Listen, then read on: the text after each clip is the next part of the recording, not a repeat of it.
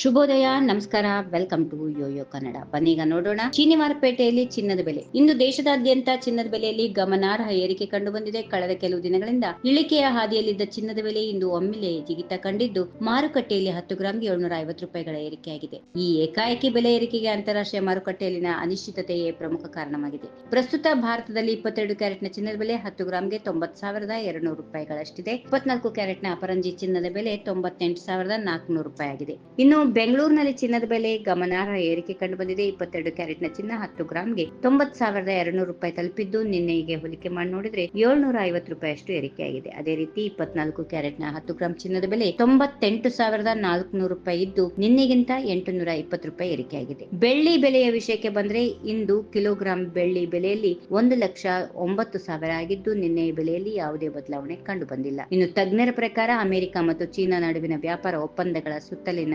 ಅಸ್ಥಿರತೆಯೇ ಚಿನ್ನದ ಬೆಲೆ ಏರಿಕೆಗೆ ಮುಖ್ಯ ಕಾರಣ. ಅಂತಾರಾಷ್ಟ್ರೀಯ ಮಾರುಕಟ್ಟೆಯಲ್ಲಿ ಈ ಅನಿಶ್ಚಿತತೆಯಿಂದಾಗಿ ಹೂಡಿಕೆದಾರರು ಚಿನ್ನದಂತಹ ಸುರಕ್ಷಿತ ಆಯ್ಕೆಗಳತ್ತ ಮುಖ ಮಾಡುತ್ತಿದ್ದಾರೆ. ಇದರಿಂದ ಚಿನ್ನದ ಬೇಡಿಕೆಯಲ್ಲಿ ಏರಿಕೆಯಾಗಿದ್ದು, ಬೆಲೆಯ ಏರಿಳಿತಕ್ಕೆ ಕಾರಣವಾಗಿದೆ. ತಜ್ಞರು ಚಿನ್ನದ ಬೆಲೆಯ ಏರಿಳಿತವು ಮುಂದಿನ ದಿನಗಳಲ್ಲಿಯೂ ಮುಂದುವರಿಯಬಹುದು ಎಂದು ಎಚ್ಚರಿಸಿದ್ದಾರೆ. ಜಾಗತಿಕ ಆರ್ಥಿಕ ಸ್ಥಿತಿಗತಿಗಳು ಮತ್ತು ವ್ಯಾಪಾರ ಒಪ್ಪಂದಗಳ ಸ್ಪಷ್ಟತೆಯ ಮೇಲೆ ಚಿನ್ನದ ಬೆಲೆಯ ಗತಿಯು ಅವಲಂಬಿತವಾಗಿರುತ್ತದೆ.